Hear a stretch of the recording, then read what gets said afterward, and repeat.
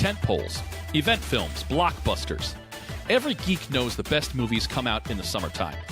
This summer, we have new movies from Marvel, Pixar, and new installments of Mad Max, Planet of the Apes, A Quiet Place, Alien, and more. So grab some popcorn, activate your AMC Stubs reward card, and get ready to kick back in the AC.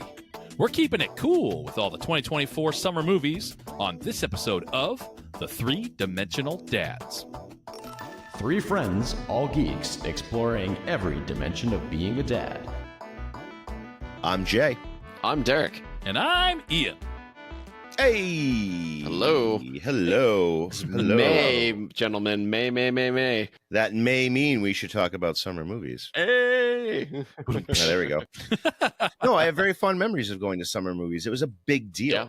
I loved going to summer Right. movies. Yeah. Because it was like a special thing. So like I went to summer camp, but some weeks we took off and like we'd go to like the community pool and have like those days. But like if there was a good movie that I wanted to see, like my mom would take us and we'd go to the movie. It was a big deal. Get the giant bucket of popcorn, you know? So I have very good memories of that. Very fond memories. Yeah, I do too. Oh, yeah. It was like the memories of that adolescence point where you're now going out with groups of people and getting dropped off by your parents to the movie theater at the mall and then yeah. getting picked up. And it was just around the corner yeah. from summertime. So it could be one of those things during summer that you could do, right? It would be like, oh, it's a Friday night event. We're going to go out. The mall that we had an arcade that was like steps away from the movie theater, like just inside the mall. So it was really cool. So you could go play Mortal That's awesome. Kombat, and then you could go to the movie theater. That was pretty And see Mortal fun. Kombat. Exactly. Yeah. And I think that we are in a time now, though, where the summer blockbuster is kind of going the way of the dodo. I don't know if it's quite extinct yet. I don't know. Ian, you kind of brought this up a little bit in our pre-show talk. Like, what's happening to these summer movies? It's interesting with a lot of the big studios is that the summer movies are kind of their big spend.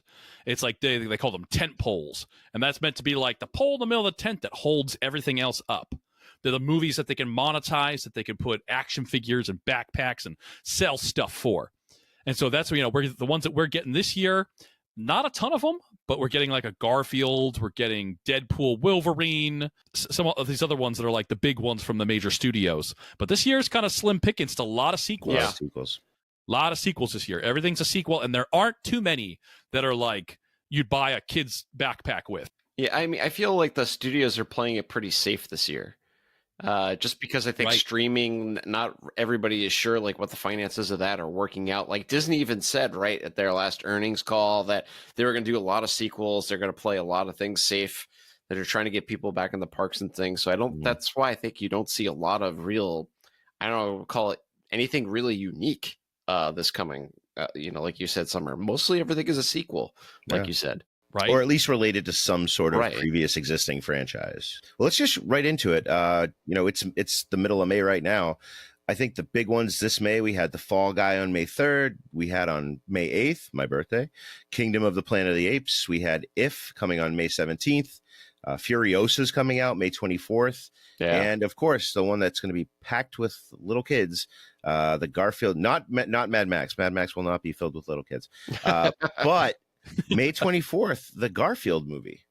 Yeah. Another iteration of the Garfield movie. So that's pretty interesting. I don't know. Like, I know that Jack is into Garfield. He loves like the old cartoons. The one thing that's I'm intrigued about, I guess, with Garfield is that it is reminiscent of the original cartoon, like comic character. Like they're doing they call it like the Pixaration of it, right? But it does definitely looks like the old comics, which is kind of cool. Yeah. And even the voices remind me of like the old cartoon, which is kind of neat. Can Garfield hold up a 90-minute movie? Garfield's like, I want lasagna and I'm going to take a nap. I don't know if that's like amazing action. I know. They've already done it like 3 times, though, haven't they? I mean, Yeah. That well feels Yeah. dry. What if you put Garfield in Furiosa? Because Ooh, that's the well, that's one what I I want to see. I want Yeah. to see Furiosa. I loved Mad Max Fury Road. yes. I thought that was a great reimagining of, Yeah. again, an existing property. Kind of sad that Charlize Theron's not back. They're not doing like a de-aging process on her, but Anya Taylor-Joy is amazing. Right? Oh yeah. So like, Yeah, the reviews are out because it comes out in a couple of weeks, and I've heard 10 out of 10, 9 out of 10s. It's getting really good reviews all over the place, and just about how good Anya Taylor-Joy is, and just how awesome she is. And I think too, this could be our Barbenheimer of this year. If you do Furiosa and Garfield in the same day, Garfiosa, that could work. right? That could I can work. see Garfield with like the shoulder pads on with the spikes and Yeah. And instead of gasoline, it's tomato sauce for Yeah. lasagna. And then, of course, the last one I think we want to talk a smidge about this for this month is If, the Imaginary Friends movie, directed by Right. John Krasinski and starring Ryan Reynolds. And Steve Carell. I mean, they have a stacked It is a cast. stacked I mean, cast. it's a lot of famous people. But it's mostly voice actors. So like Right. you don't get to see them, which I think is cool though. Like I think it's really cool to like not have to rely on seeing all these stars in one movie. It's kind of cool. Like they put the voice with the personality of the different imaginary character. I read a little bit about like the preview of this because like I was Yeah. thinking of bringing Leora, but it's live action and she's not great with live action. She was good at Barbie, but I don't know if she'll dig this because it's got monsters in it. Yeah, I don't know much about it, so I'm looking forward to hearing about it at least. yeah. And then as we move into June, a couple of different sequel things coming out. We got Bad Boys 4, Inside Out 2. We got House of the Dragon season 2, which I think is pretty cool coming out. And then Ian, I know, let's start with this one. You love A Quiet Place. And this is, I guess, Yeah. the prequel to the 2 previous movies. It is, yeah. It's supposed to be like day one when the monsters first land, and it looks awesome. I mean, I know John Krasinski wrote and directed the other 2. It was very like a family, made by a family, and he had that in mind a lot. But this, I love the world so much. And I love that too, of like a zombie apocalypse. You might see what's happening in this one area, but this is happening around the world. So I think it's so interesting. Where else is this happening? What would it be like in a major city? They were out in the country. So like you saw this whole In Quiet Place 1, the life they've set up, and they could kind of avoid these things. In a city, I don't know how you avoid making noise. If I'm not mistaken, the lead is Lupita Nyong'o, right? Right? Yeah. She's fabulous. And Eddie from Stranger Things. Oh, nice. Oh, okay. Everyone loved Eddie. And so it looks really odd. And so far, the trailers have been really cool. They look awesome. And I love aliens, invasions, and I love monster movies. I love all that stuff. Is Krasinski involved in this one or no? Maybe as executive producer, but I don't think he's not directing or writing. Gotcha. Cool. Which is kind of why I was here for the other Right. ones, is I love that being a dad or being a mother in a monster movie. Like that was so tense because your kids are being threatened. I mean, that was, those movies hit me. So this is the elephant in the room, right? Bad Boys 4 is coming out. And this, besides something that was already filmed beforehand, I think this is the only or the newest property that has Will Smith that was made after the slap heard around Hollywood, right? So Will Smith, if you don't remember, Chris Rock was hosting the Oscars, made a crack about Jada Pinkett Smith's alopecia, and we thought it was a gag. Will Smith walks up on stage, slaps Chris Rock, maybe it was a sound effect, whatever, and then he goes back to his seat, and we find out, no, like that was a real slap, and he was banned from the Oscars for 10 years, and he won that night too. Like he won for the tennis movie, the Williams sisters. Yes. Right. Yeah. I like the franchise, so I'm looking forward to the movie. It's one of the ones I'm looking forward to going to see, but it's a weird feeling with you look at Will Smith now, and it I feel like it's going to take me out a little bit. I'll have to get like re-engaged with the movie. I mean, I guess the one thing I'd ask is like, what is a Bad Boys 4 gonna bring? I mean, 4 Breaking some new ground. I mean, we're on the verge of retirement. Right. But we're saying all these are sequels. Yeah. And, we're hitting number 4 on these things. Right. Inside Out 2, I know we're planning to do an episode. We love talking about feelings and feelings with your kids and communicating feelings.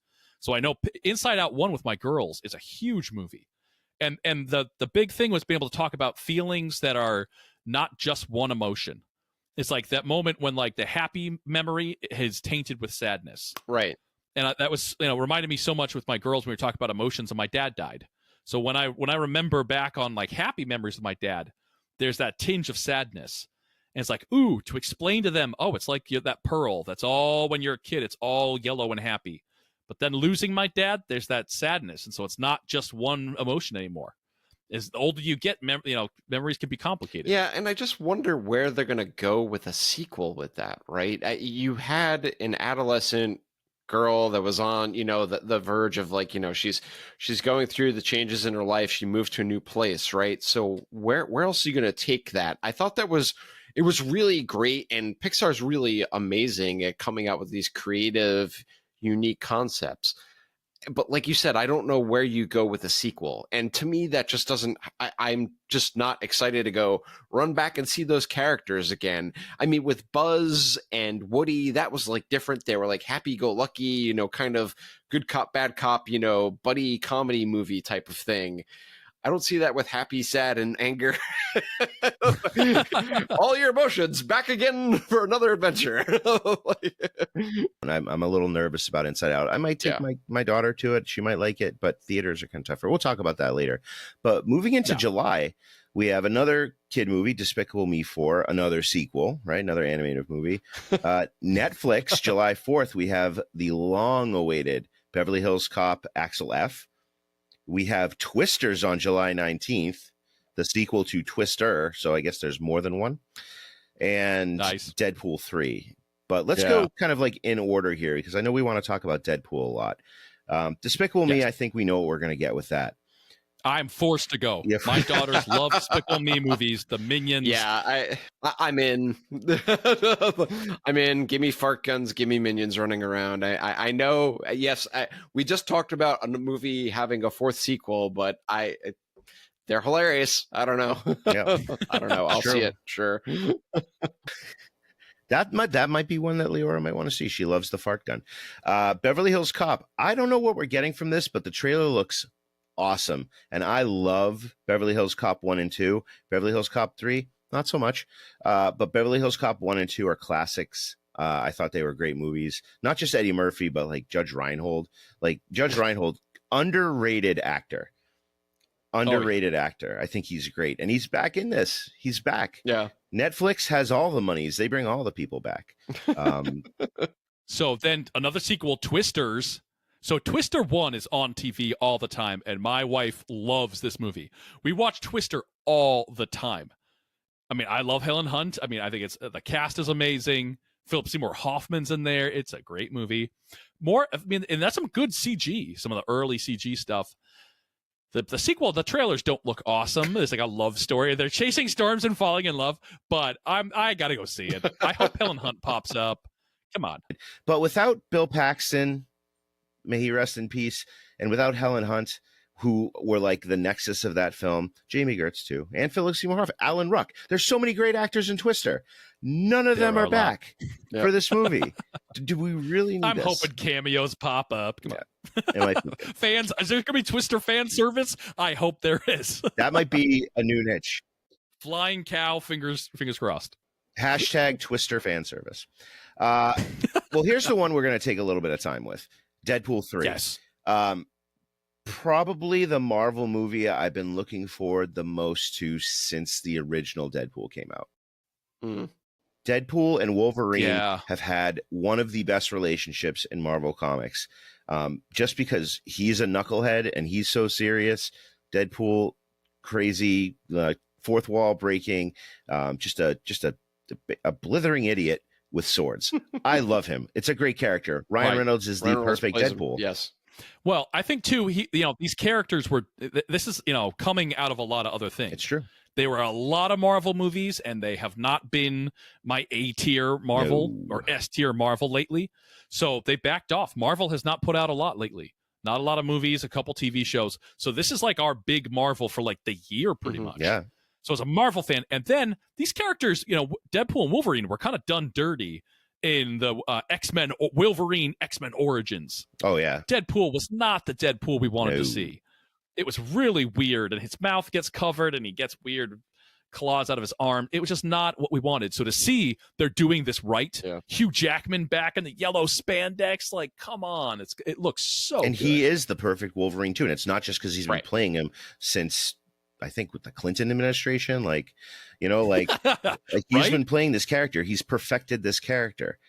Yes. But the fact that they're bringing that and Deadpool now into the MCU, in the trailer we saw a sorcerer's portal. So either Wong or Doctor Strange is doing something. We saw Right. Ant-Man's uniform in giant size with his skull in it. We saw in the Metal. trailer, you could kind of see Sabretooth, Toad, Mhm. X-23, Pyro. You could see all these characters from the other X-Men properties, and they're really bringing it together. And I think this is probably the thing that's going to save Marvel. And when I say that, I don't mean that Marvel's going to go anywhere and dying. But what you said, Ian, is that they have been putting out some real C- properties. Miss Marvel the Marvels was not great. Thor: Love and Thunder was not great. Doctor Strange and the Multiverse of Madness was okay. But nothing's been great. And the shows, Echo was kind of good. They haven't been putting out their A+. I personally love She-Hulk, but not a lot of people did. But the fact that they're bringing Deadpool in, and they're going to have Deadpool in this universe, it's something I've been waiting for, because, again, growing up with Marvel and then going in and seeing the MCU starting with Robert Downey Jr. and Iron Man, this is what I want to see. I want to see all these characters together. It's that explosion that we felt when in Endgame they did the big comic book panel where all the Avengers were going against all of Thanos's minions, and Drax is like stabbing a guy in the neck, Ant-Man stepping on people. You have Iron Man and Rescue like using the lasers, and it's every single people might have said, "Oh wait, it's too much." No, it's not. That's what comic books are supposed to do. They're supposed to be things that aren't real, and they're at the apex of your imagination. So I'm getting really into this. The apex of your imagination, and that's what Endgame was. That's why it was so good. Right. Oof. And that's why I feel like this Deadpool 3 is going to be kind of a reset to that. And hopefully we're going to build up. We found out people just today, as we're recording this, Natasha Lyonne is playing someone in Fantastic Four. You have a female Silver Surfer, Julie Garner, who was in Ozark. She's a great actress. She's great. They casted Galactus already, so Galactus is going to be the big bad now, because we don't have Kang anymore, because Jonathan Majors kind of, that's an ick. Right. But now we're getting the real Marvel universe, the deeper Marvel universe, with the B characters that are really A's, if you know what I'm saying. I think we're getting that. If you were a 90s Marvel fan, yes, like the X-Men and Spider-Man and Punisher and Hulk, and they're all in one world, and Deadpool. So it was really weird when we suddenly had these movie universes where the Fantastic Four are nowhere to be found. How do you do these storylines without Reed Richards? And Spider-Man is barely in these, and the X-Men are nowhere to be seen. No Cyclops, no Wolverine. It's really weird to have this universe that, if you knew comic books or you knew the cartoons or any of that stuff, so weird that these characters were so shattered and separate. So I think suddenly getting that Deadpool Wolverine, we're ooh, it looks like the 90s. It looks like, these characters are finally coming back together. We're getting Fantastic Four in here. Yeah. Because I think we've also lost some of that gravitas, the A-list actors. I don't think we have Robert Downey Jr. or Chris Hemsworth or Chris Evans, some of these actor levels that we had in the original Avengers. I don't know if there's a character right now that I really care about in the MCU. Really, really care about. I have a thing for Doctor Strange. I love Doctor Strange as a character. Not so much that he's a sorcerer, but he's so flawed. He's the magical version of Iron Man. He's got that kind of flaw in him. And I love that character, and Benedict Cumberbatch nailed it. I thought everything he did in Avengers Infinity War and Endgame, I mean, he had a little bit in Endgame, was great. I think his acting and his performance was the best thing about Multiverse of Madness. I think he's really good. And again, I really do think that Deadpool 3 is kind of the life preserver for the MCU as we see it now. And then we're going to get Deadpool.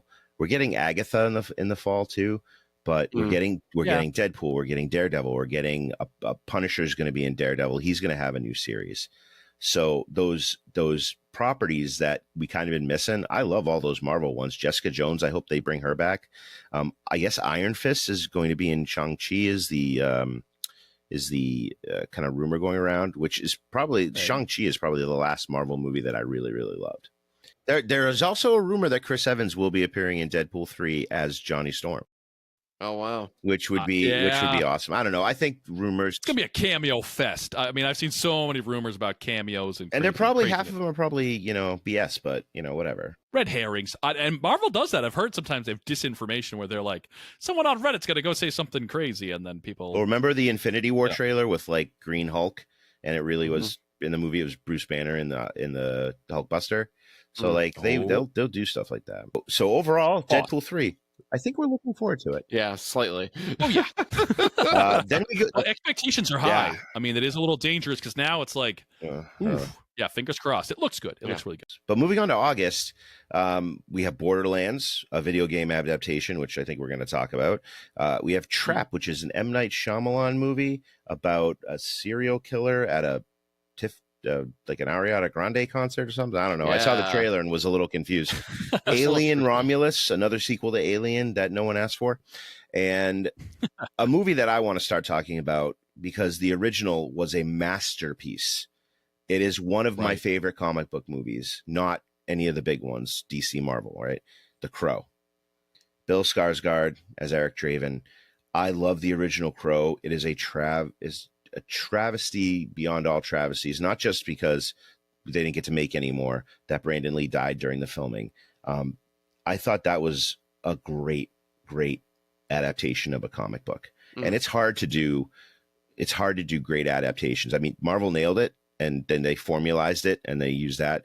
But The Crow, way back when, that was such a good movie. Anyone who read the books and the graphic novels, that was such a great movie. Now, am I excited they're making a new one? Yes. Am I absolutely terrified they're making a new one? Also, yes. Right? It's always scary when you reboot something. And I feel like sometimes there's a Mendoza line. Like there's I would like to see it. I'm a little, maybe I'm a sadist, but there's never going to be a remake of Star Wars Episode 4: A New Hope. There's never going to be it. They're not going to do it. I don't think they're good. I wouldn't say never. I mean, it's Disney. Listen, you give enough time, it's going to be a musical. It's going to be a Pixar movie. It'll happen. Ian, don't even put that in the ethosphere. I don't want to hear about a Star Wars Oh, musical. it's coming. It's the mouse has it. The House of Mouse. No, but I am a little nervous that this is going to kind of sour the property a little bit. But I mean, look, the look in the trailer is great. Bill Skarsgård. I mean, Got the clown from It. Come everything on. he great. touches is good. He was in Deadpool 2 for like 5 seconds as Zeitgeist, and he was great. I love him. I think he's great. So I'm really looking forward to seeing this as the summer ends on August 23rd. I think the whole soundtrack will be My Chemical Romance. It's possible. It's possible. It's a pretty emo movie. It's looking pretty. Well, it was a gothy, right? At the time too, right? The big song from the original Crow was Stone Temple Pilots' "Big Empty," which is one of their best songs in my opinion. And it was a great song that fit the mood of the movie. So, like, Nine Inch Nails too. yeah, Nine Inch Nails was on there. too. Yeah, that was like one of their best songs as well. Yeah. All right, so the opposite of adaptations that's going to be good, Borderlands. I love these games, but I think story has not always been its strong suit. And, seeing Eli Roth, the trailers to me are not looking awesome. I love Jack Black. I love Kevin Hart. There are some people in there. Jamie Lee Curtis. Kate Blanchett. Kate Blanchett, right? Kate Blanchett, it can't be bad with Kate Blanchett, but I'm getting a vibe that's not going to be a good, like maybe all the best stuff is in the trailer is kind of what I'm So here's my thing. As far as an adaptation, it's probably going to be terrible. However, the trailer itself, take everything aside, and like I didn't play Borderlands, so I don't really know about it that much. Take everything aside, the trailer just looks bonkers. So it looks like one of those movies like if you just want to go have some fun and not care about anything's story, coherency, you just want to see something completely bonkers, I would go see it. And speaking of sequels, Alien, they're back, and they're still angry. Yeah, I don't know what I know that it's now. I think it's maybe the 20th or the 25th anniversary of Alien. I thought you were going to say sequel. I was No. I think it is Well, the it could be. It could be the 20th 20th sequel if you include all the video games and everything else. I don't know much about it. I am an Aliens fan, but when Prometheus came out and then they did the sequels to that, they went really weird and really bonkers. to me when Ridley Scott was trying to explain what Alien was, and I don't think it needed explanation. No. I don't think. It turns out they actually come from this, and right. I don't care. It's a scary monster. That's all we need. And at least to me, it seems like this is going back to the basics. It almost seems like it's the original Alien movie, where the vibe. I'm getting that vibe from it. It almost seems like let's just put a bunch of people back on a spaceship, and there's an egg on the spaceship, and it's sucking people's faces, and they have to deal with it. I'm hoping this time it's from the aliens' perspective, and it flips it around. I'm really hungry. but mostly you're just going to see the inside of like air ducts, like with periodic dropping out and pulling someone in. It's a lot of waiting. No. It's a lot of just waiting around until someone comes by and then getting them. Well, that's it. I mean, that's basically the calendar. We had Kraven the Hunter on here too, but right before we recorded this, got moved to December 2024, which is never a good sign. Never a good sign. But lightning round. What are we going to take our kids to? We are dads. What are we going to take our kids to? Like I said, my daughter, not a big theater fan. She did like Barbie. I'm going to try for Inside Out 2. I think I might have good luck with Despicable Me 4. I definitely. Jack is probably going to want to see Garfield, but then again, I think I have to go see Despicable Me 4. Minions hands down. Yeah, my daughters now are all about theaters. It's like the opposite. It's like a special thing now where there's like gummies and there's popcorn. It's a whole thing. So I think we're going to Inside Out. We're going to have to. I've already promised. Inside Out 2. Despicable Me 4. We have to go. Garfield probably will be doing the same thing. And then maybe if it's not scary, if it's not like A Quiet Place. Not it. If. And Imaginary Friends, and it seems cute and fun. So, I mean, I could see that taking them to that. I took them to Ghostbusters Frozen Empire. They just wanted to see a movie, and I was like, maybe. It was a little grown up, but they loved it. I know that's a big risk, man. It was, and there were knock on wood, no nightmares. Yeah, hop aboard the nightmare train. Choo choo. You're getting up and taking care of them. Yep. Besides Deadpool, which we waxed poetic for a solid 15 minutes about, movies we're pumped for, like I said, Beverly Hills Cop. I love it. I love Eddie Murphy. Coming to America, one of my favorite comedies of all time. Trading Place. Eddie Murphy is just a comic genius, in my opinion. Especially his SNL stuff. If you haven't seen that, go back on YouTube, watch Eddie Murphy on SNL. But I'm looking forward to that. I'm kind of looking for Bad Boys 4. I hope it's good. I do love the franchise. I love cop movies. And of course, The Crow. I hope The Crow is going to be awesome. Mad Max Furiosa. That's what I am really looking for is Mad Max Furiosa. I thought Fury Road was so good. Such a, like you said, Ian, fresh take on it. The cinematography, everything. It's one of those movies that, in my opinion, I have like my best movie of the year already, but this will be the one that can compare to it, I think, that I would want to go see in the movie theater. And that would be Mad Max Furiosa on IMAX in the theater, loud as all heck, with flames and everything else shooting up out of the way. Like that, in my opinion, Mad Max Furiosa. Spraying chrome in our mouth. Well, I gotta say, Quiet Place is my big one because it's part of a franchise. Like, I love those movies. Can't wait to see what they do with it. Twisters, I feel like the first one has a special place in my heart. So I know a date night. I'm having a date night going to see Twisters. Yeah, me too. And and Borderlands is one too that's like a franchise that I've been into. So I'm definitely they have my money already. I'm already going. So good or bad, I'm definitely going to Borderlands. And to end, finally, this summer movie thing, no DC this summer. But the next 2 summers, I think, are going to be owned by DC. Next summer, we're getting the Superman movie. That's like the first step into the new DC universe. And then the summer after I just saw is locked for Supergirl. I think that seems awesome. We're going to have to revisit that next summer. Thanks for listening to our 2024 summer movie preview. As we see these movies this summer, we'll be posting our reviews to our social media. Please drop us a like or comment and let us know what you thought of the movies. If you want to find out more about the 3-Dimensional Dads, follow us on YouTube, Instagram, and TikTok at 3Dimensional Dads, or email us at 3dimensionaldads@gmail.com. We want to hear from you. On the next episode of 3-Dimensional Dads, in anticipation of the upcoming series The Acolyte, we're talking about the current state of the Star Wars franchise. Do we think Lucasfilm is finally back on track? Or do we think they're in the wrong galaxy? All this and more on the next episode of Three-Dimensional Dads. Discovering fatherhood in the next dimension.